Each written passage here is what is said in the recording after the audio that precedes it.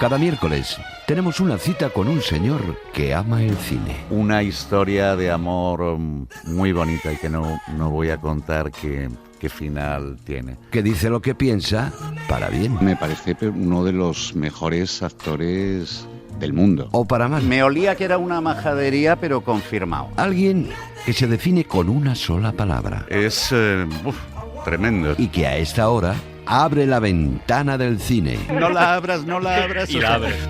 Carlos Bollero.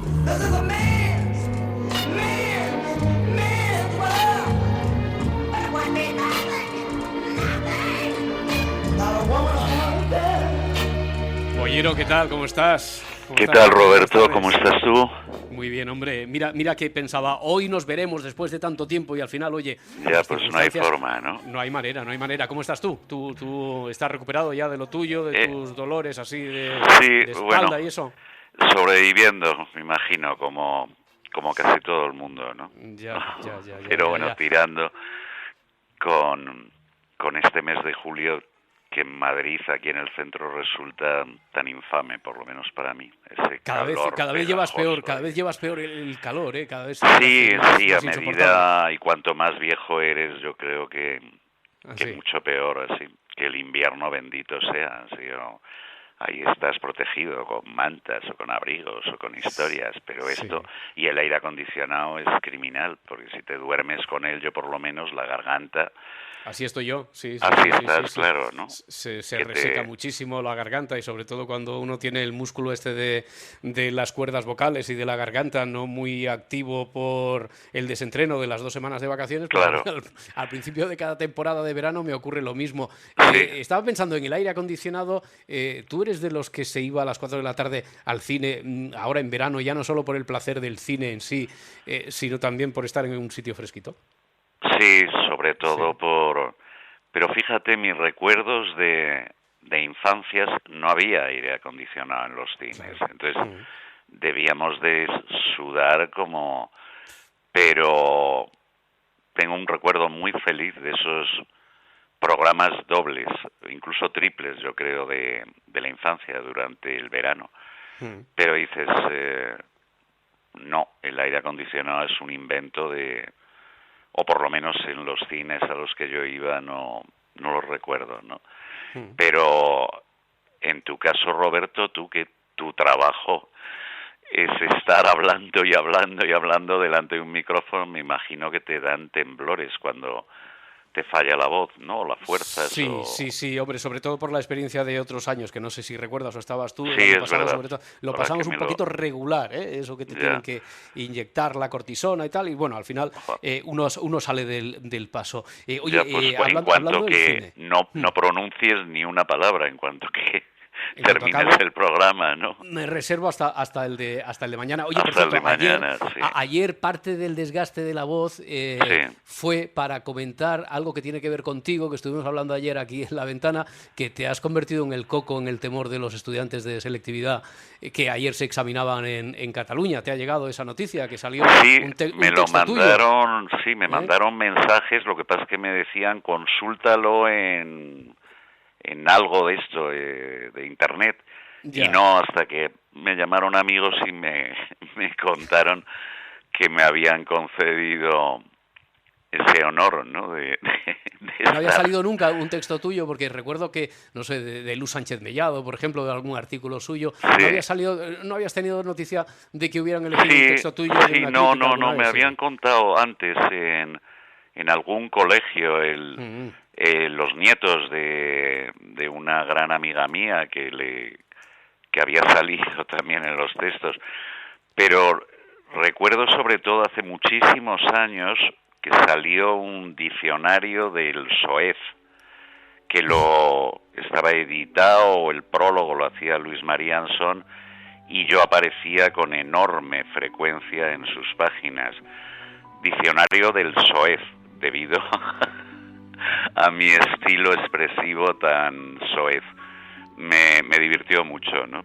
Por eso me hace gracia que ahora me pongan en Lo de ayer, imagino que ya te lo han comentado, tenía que ver con tu crítica que en su momento publicaste en El País sobre la película de la que está sonando por ahí de fondo la banda sonora, la de Un monstruo viene a verme de Bayona.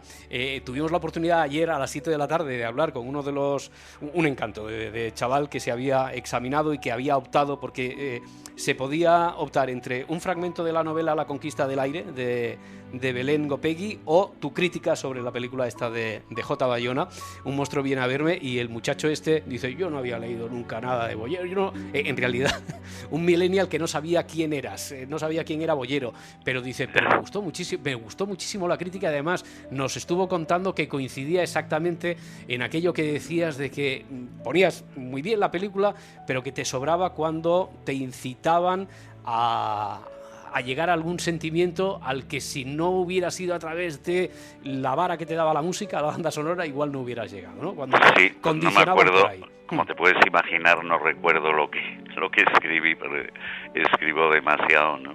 Como 4 artículos semanales. Pero sí me ocurría eso con esa película.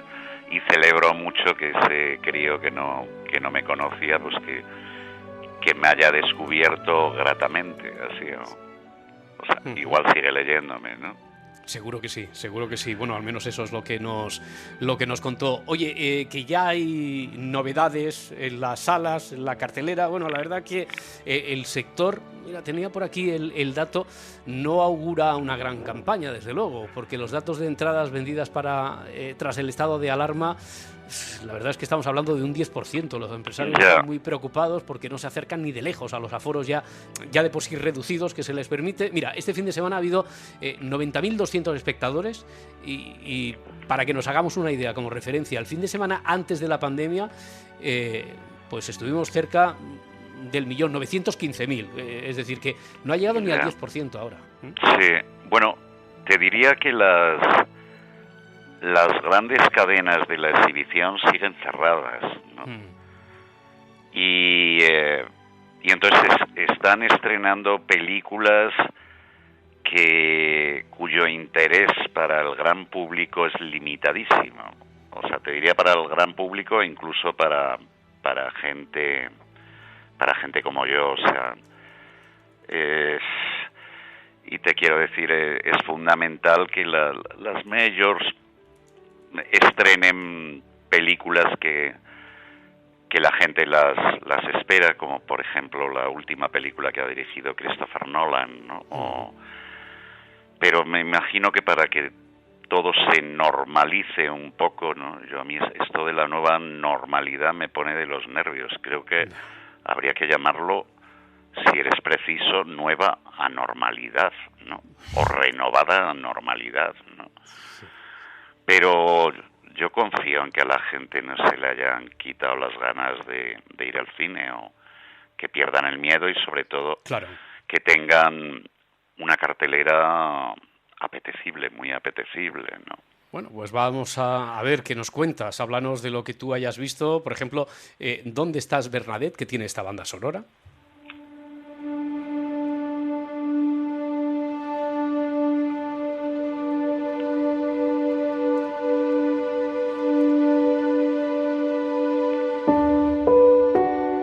La historia de Bernadette Fox, que interpreta a Cate Blanchett, una mujer de Seattle que, bueno, en principio lo tiene todo, un marido que la adora, una hija brillante, y cuando desaparece sin dejar rastro de forma inesperada, su familia se embarca en una aventura emocionante para resolver el misterio de dónde puede haber ido Bernadette.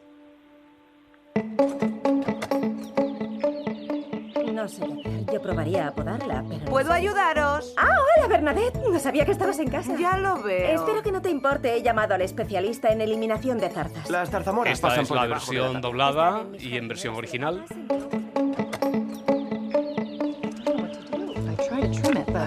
Can I help you? Oh, hi, Bernadette. I didn't know you were home. Apparently. I hope you don't mind. I called the blackberry abatement specialist. The blackberry vines are coming under the wall. It's in my Carlos, ¿qué te ha parecido? vegetable beds, my worm bin. Bueno, esta película tiene el atractivo, supongo, para mucha gente. La dirige Richard Linklater, ¿no?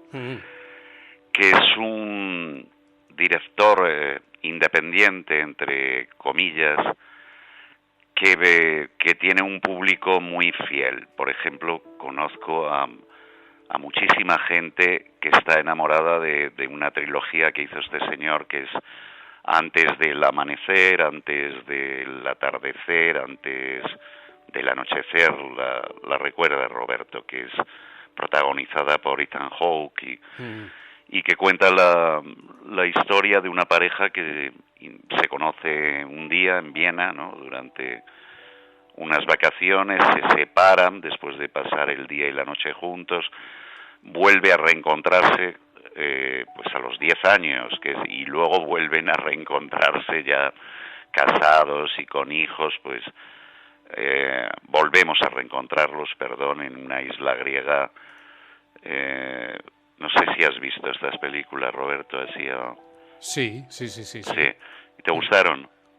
Sí, lo que pasa es que también depende mucho, son de ese tipo de películas que depende mucho del estado de ánimo. A mí me pasa, ¿no? A mí me resultaron cargantes, o sea, son gente no para de hablar, y de decir cosas inteligentes, y me cansa tanta brillantez oratoria. Esto es para teatro de arte y ensayo, no para cine. Sí, no. Pero, repito, pero conozco a mucha gente que les emociona y que les parece el retrato psicológico más profundo. Yo no es un director que me conmueva especialmente. Solo tiene una película que me pareció maravillosa, que se llama Boyhood, que es pues pilla a un niño de 8 años y en tiempo la real película acaba en tiempo real cuando él tiene 18, el crío, ¿no? Las cosas que le van pasando en la vida, ¿no? Sus padres, los distintos matrimonios, la evolución de este niño está contado con un tono inquietante. Esa película me gustó mucho, Boyhood. Pero vamos, yo soy poco Linklater. Y aquí pues veo las características de este director de siempre, que es como diálogos brillantes, todo es muy sofisticado. Eso es lo que tú habías escrito, muy sofisticado, y mientras además te escuchaba estaba intentando hacer memoria de dónde había visto referencias de unos adolescentes, pero en una ficción centrada en los 90, donde uno de ellos tiene verdadera obsesión por ver, no recuerdo si es Antes del anochecer o Antes del atardecer, me parece que la primera, Antes del anochecer, y sí, es una serie que a mí me gustaría, si no la has visto, está en Amazon, pero es una serie de la que todo el mundo habla maravillas, que es Pequeños fuegos por todas partes. No lo he visto. Sí, pues esa es muy buena, y el personaje, uno de los personajes adolescentes está con la chica a la que le gusta, está como loco por llevarla a ver la película esta. ¿No? Ya te digo que se identifica mucho determinada gente con esta pareja. Claro. Y aquí, pues eso, es tan cool y tan guay Linklater siempre, que ella fue la estrella más grande de la arquitectura ecologista y conceptual y no sé qué más cosas, y él es un genio de la informática, ¿no? Pero ella de repente se le acabó la creatividad y vive en una depresión permanente, que se pone hasta arriba de pastillas, ¿no? Y el matrimonio pues está naufragando, ¿no? A pesar de esa hija adolescente que intenta salvarlo, ¿no? Y ella decide irse a la Antártida, ¿no? Buscándose un poco a sí misma en medio del silencio y del hielo, que eso me encanta. Lo que más me gusta es en esta época ver la Antártida, ¿no? Con el calor que tenemos aquí. Pero los personajes, te quiero decir que son como, bueno, muy brillantes, y todo lo que dicen es muy excéntrico y muy... A mí me resbalan un poco, cosa que me ocurre con frecuencia con el cine de Linklater, ¿no? Y no sé, es cuestión, me imagino, de conectar con ellos o de que te resulten un poco indiferentes, ¿no? A pesar de la brillantez formal y de situaciones que se supone que son muy originales, ¿no? Y luego está Cate Blanchett, ¿no? Esa señora elegantísima, ¿no? Con una presencia y una clase y un rollo, ¿no?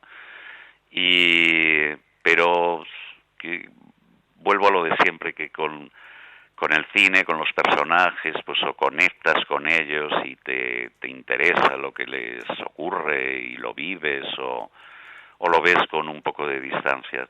Y esto que está como tan bien armado, es una película, pues eso, de autor. A mí, pues, dices, bueno, pues si se soluciona la crisis, pues bendito sean, y si no, pues me da un poco igual también, ¿no? Pero bueno, que habrá mucha gente que conecte con ellos, ¿no? Cosa que me alegra.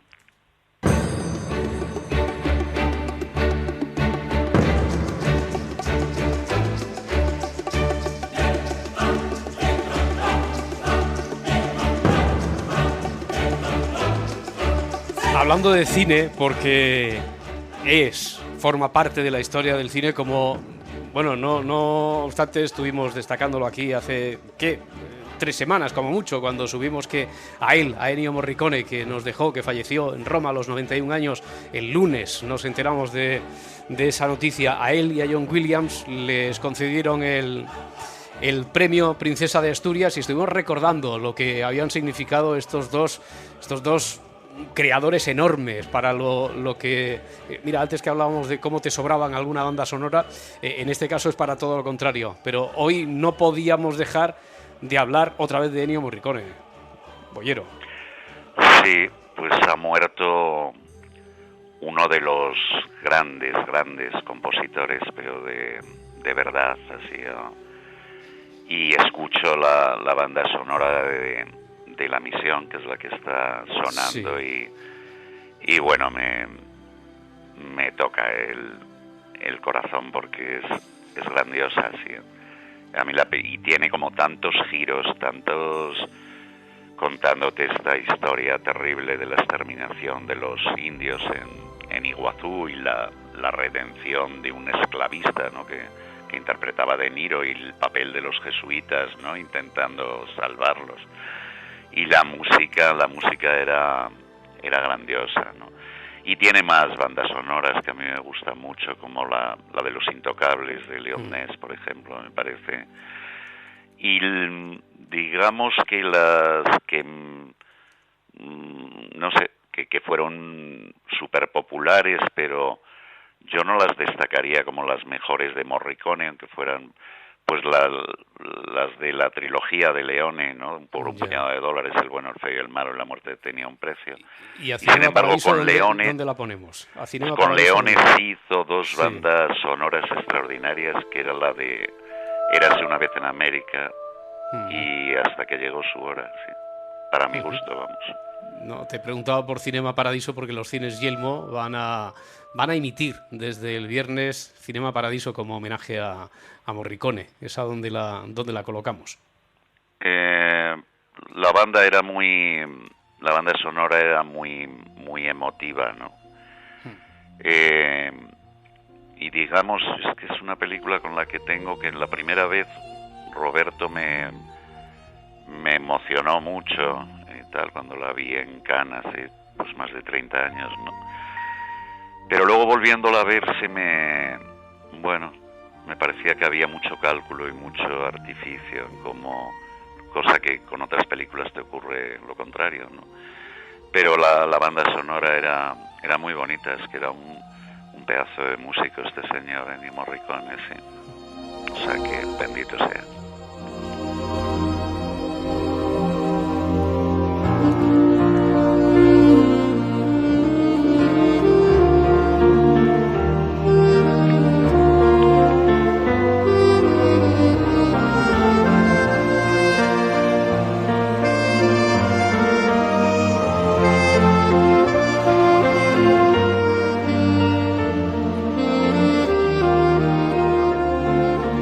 ¿Te duele ya la oreja de estar tanto rato pegado al teléfono, Bollero? ¿Aguantas un poquito? La tienes roja ya y aguantas un poquito más.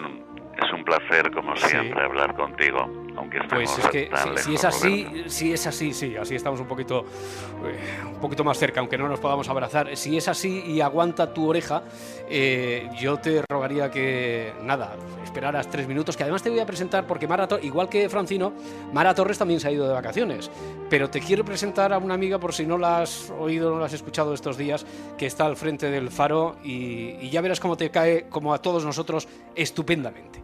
Ah, perfecto.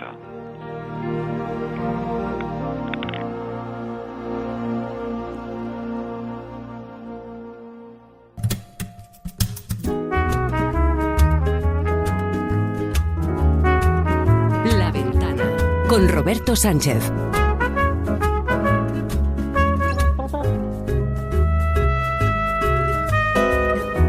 Y ahora, Bollero, es cuando hasta la semana pasada decíamos y el Faro con Mara Torres, pero te voy a presentar a Aloña Velasco, Carlos Bollero, Aloña Velasco, ¿qué tal? ¿Qué tal, Buenas Aloña? tardes. ¿Cómo estás? ¿Qué tal, Carlos? Pues encantado de conocerte, aunque sea por teléfono. Igualmente, a ver cuándo te vemos por aquí, ¿eh? La semana que viene. Será estupendo. Seguro. ¿Qué tal, Oye, Roberto? Aloña, ¿qué tal? Muy bien, ¿cómo fue ayer el Faro? Delicioso. ¿Sí? ¿Sabéis por qué? Porque decidimos que hacía tanto calor. Claro, vosotros a lo mejor estáis acostumbrados, aunque bueno, Carlos... He visto fotos. Sí. ¿Empezaste el programa o lo hiciste desde la terraza esa que tiene unas vistas estupendas extraordinarias del todo Madrid? Bueno, arrancamos el programa ahí, porque a la 1:30 ¿no? teníamos 30 grados. Claro, 30 grados a la 1:30 es como para morirte. Así que dijimos, nos vamos todo el equipo a la terraza, nos refrescamos un poquito, cotilleamos dentro de las casas por las ventanas a ver en ese momento qué está pasando en las casas de Madrid y después nos volvemos al fresquito. Y así hicimos, Así hicimos. Oye, ¿y no pedisteis a alguna de las ventanas? Esto es muy cinematográfico, es muy de la ventana indiscreta. Sí. Lo digo porque durante la época de confinamiento, hoy además estoy haciendo el programa La Ventana desde el mismo sitio, desde el mismo rincón del salón de mi casa, donde estuve durante cuatro meses interviniendo en La Ventana, haciendo algún día el programa completo, recuperando el juego de los detectives el sábado por la noche. Y claro, el juego de los detectives ya era una hora nocturna, a partir de las 9 de la noche. Entonces me fijé que a través del ventanal del salón había algunas luces que se encendían y veía sombras que miraban hacia aquí y no sabía muy bien si es que sospechaban que estaba el de la radio haciendo el programa desde aquí. Entonces me propuse hacer el juego de a ver si enciende de forma intermitente la luz el señor que creo que está enfrente, entonces seguro que es que nos estamos comunicando y no solo a través de la radio.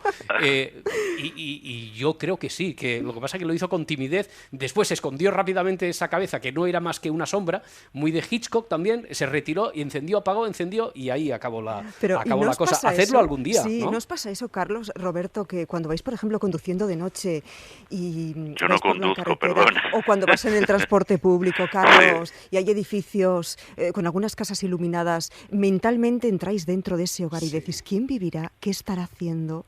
¿Cuáles serán sus preocupaciones? ¿Qué ilusiones tendrá en la vida? Me encanta imaginarme eso. Eso podría ser bien una película, ¿verdad, Carlos? Sí. He jugado mucho con eso, Bollero. Es una sensación, a mí me encantaba eso en los trenes, sobre todo, cuando pasabas que de repente veías una casa ahí sola, ¿no? Y en medio de ninguna parte, ¿no? O en los coches y decir, pues, sí. La literatura también ha jugado, a veces se ha llevado al cine. Lo primero que me viene ahora a la cabeza es La chica del tren, ¿no? Es La chica del tren, la novela que juega... No, y hay algunos lugares por ahí en el universo. Yo recuerdo, por ejemplo, Islandia, o sea, de ir recorriendo ese país bellísimo y prácticamente desierto. Yo creo que viven 110.000 personas en toda Islandia, ¿no? Y descubrías, pues en medio de todo el paisaje, casas, ¿no? Y esto y había como una intriga y un misterio diciendo, ¿y cómo pueden pasarse ahí la vida? O sea, desconectados, ¿no? En medio de una soledad enorme, pues. Un faro. Quieres imaginar que son personas muy especiales, igual son muy normales, pero sí. La fantasía da mucho juego a la imaginación, sí. ¿Qué descubrimos que vemos desde el Faro esta noche, Aloña? Mira, hoy nos medimos porque hablamos de talla. Talla. Sí, no sé si estáis obsesionados con vuestra talla, no sé ni siquiera si tenéis problemas para adquirir alguna prenda. Boyero, ¿verdad que los top model no estamos especialmente preocupados nos queda por la talla? todo, nos queda todo tan bien, así nos sienta tan bien Armani y todas estas cosas que cómo vamos a preocuparnos. Tenemos cuerpos perfectos, Roberto y yo, ¿verdad? Bueno, quiero decir, hombre, ante ese privilegio del que nos ha dotado la naturaleza, tampoco se puede revelar uno, Aloña. Bueno, Perfectos y Serranos, lo vamos a dejar ahí, Carlos, de todas formas. Claro, la talla, hablando de talla, podemos hablar de los problemas, por ejemplo, a la hora de adquirir prendas online, ¿no? En el comercio electrónico, o, por ejemplo, tallar la madera. Esas personas que se dedican a eso, o dar la talla en esta sociedad tan competitiva en la que continuamente nos estamos midiendo con el de al lado, o estamos imaginándonos quién nos estará escuchando, por ejemplo ahora a las 6:39, quién nos estará viendo, todo el rato queremos ser mejores que alguien. Bueno, dar la talla, ¿qué significado tiene para nuestros fareros y fareras? Muy bien, pues te escuchamos esta noche. Aloña Velasco, muchísimas gracias. Un abrazo fuerte. Suerte. A ver si salís también esta noche. Hoy me parece que baja. Hoy nos quedamos porque bajan las temperaturas. Bajan las temperaturas. ¿Van a bajar? ¿Seguro? Sí, bueno, de hecho, han bajado ya sí. Un pelín. Están bajando. Pues están yo bajando. aquí no lo noto, vivo en un ático. Bueno, pero hay que ser un poco optimista, Carlos. Hay que mirar al futuro. Ya. Desde no, un pero prisma. me acabáis de dar una noticia tan esperanzadora, o sea, que por fin empieza a correr un poco el aire. Que sea un oasis de 36 horas, pero parece que lo vamos a tener. Boyero, acabamos como siempre. ¿Qué canción has elegido para cerrar? Pues he elegido Summertime, esa canción legendaria que tanta gente ha hecho versiones de ellas, pero tiene una impagable para mí, que es la de Janis Joplin, ¿no? Esa voz maravillosa, llena de sentimiento y de desgarro, pues hablando de eso del verano, Summertime.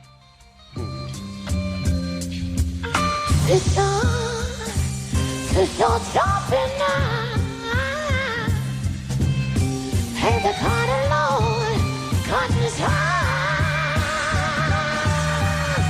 Lord, so high, your child is rich,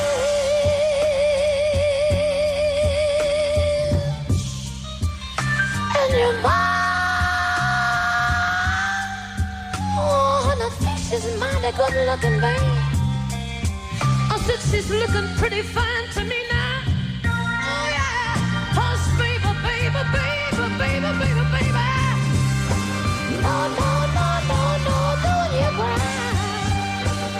Carlos Boyero, amigo, que nos sea leve el verano. Roberto, y nos encontramos aquí el miércoles. Que recuperes tu voz Estamos en eso. Y que no pases mucho calor, ¿vale? Un abrazo, un abrazo. Adiós. Hasta luego.